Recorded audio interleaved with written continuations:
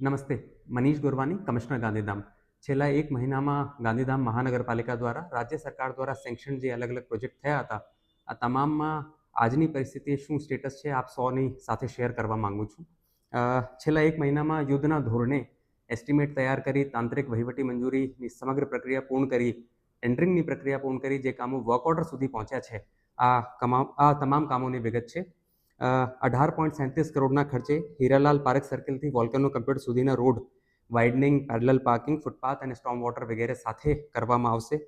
6 કરોડના ખર્ચે Tagore રોડથી teams college સુધીના રોડની કામગીરી, 6 કરોડના ખર્ચે ટેગોર રોડથી ગુરુકુલ સ્કૂલ સુધી રમતગમત મેદાન સુધીના રોડની કામગીરી, 5 કરોડના ખર્ચે ઘોડા ચોકડી 4 રસ્તાથી વોર્ડ 1A ખૂણા સુધી લુણંગદેવ રોડની કામગીરી, લગભગ 1.5 કરોડના ખર્ચે ટાગોર રોડથી રામબાગ રોડ ગણપતિ માર્ગ સુધીના રોડની કામગીરી અને રૂપિયા 1 કરોડના ખર્ચે આંબેડકર રોડથી અર્જન મોલ સુધીના રોડની કામગીરી. આ તમામ કામોની સમગ્ર વહીવટી પ્રક્રિયા પૂર્ણ કરીને વર્ક ઓર્ડર ઇસ્યુ કરી દેવામાં આવ્યા છે અને ટૂંક જ સમયમાં કામો ચાલુ થશે.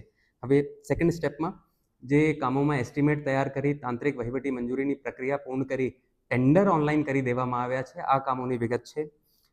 20 કરોડના ખર્ચે હીરાલાલ પાર્ક સર્કલથી ઓમ મંદિર સુધીના રોડને widening, parallel parking, footpath, storm water વગેરે સહિત ડેવલપ કરવામાં આવશે.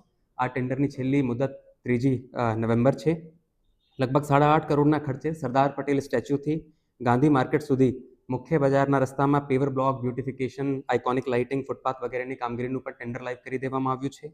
5.5 કરોડના ખર્ચે ક્રોમા શોરૂમથી વોલ્કેનો કમ્પ્યુટર સુધીના રોડના ડેવલપમેન્ટની કામગીરીનું પણ ટેન્ડર લાઈવ છે. 3.80 કરોડના ખર્ચે રિલાયન્સ પેટ્રોલ પંપથી ગુરુદ્વારા સુધીના રોડની કામ, 10.47 કરોડના ખર્ચે ટેગોર રોડ રોટરી સર્કલથી એરપોર્ટ રોડના બ્રિજ સુધી રોડની કામગીરીનું પણ ટેન્ડર લાઈવ કરી દેવામાં આવ્યું છે.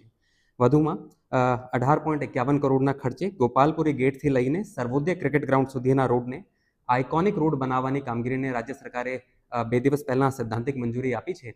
આ કામનું પણ ટેન્ડર આજે લાઈવ કરી દેવામાં આવશે, જેની છેલ્લી મુદત 4/11 છે.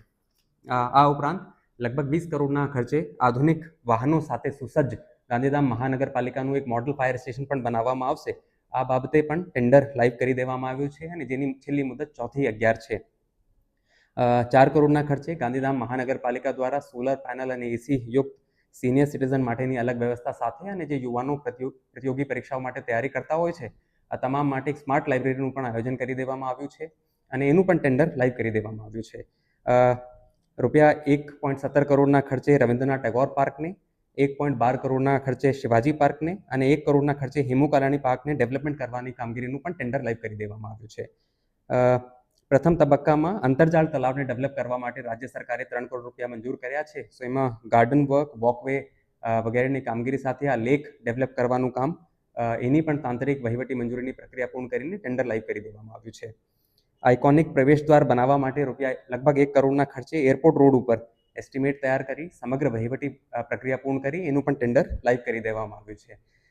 રૂપિયા 3 કરોડના ખર્ચે સાર્વજનિક ઇલેક્ટ્રિક ક્રેમેટોરિયમ શમશાન બનાવવા માટે પણ સમગ્ર પ્રક્રિયા પૂર્ણ કરી ટેન્ડર પ્રક્રિયા હાથ ધરવામાં આવેલ છે અને એની છેલ્લી મુદત 24/10 છે.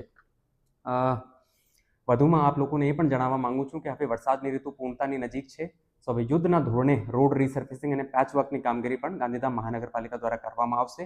જેટલા પણ ડેવલપમેન્ટલ પ્રોજેક્ટ્સ રાજ્ય સરકાર દ્વારા સેન્કશન થયા છે, આ તમામની માહિતી આપ લોકો સુધી સમયસર પહોંચતી રહે અને કામો પણ એકદમ પારદર્શિતા સાથે, ક્વોલિટી સાથે થાય અને સમયબદ્ધ રીતે થાય, આ કરવા માટે ગાંધીધામ મહાનગરપાલિકા કટિબદ્ધ છે.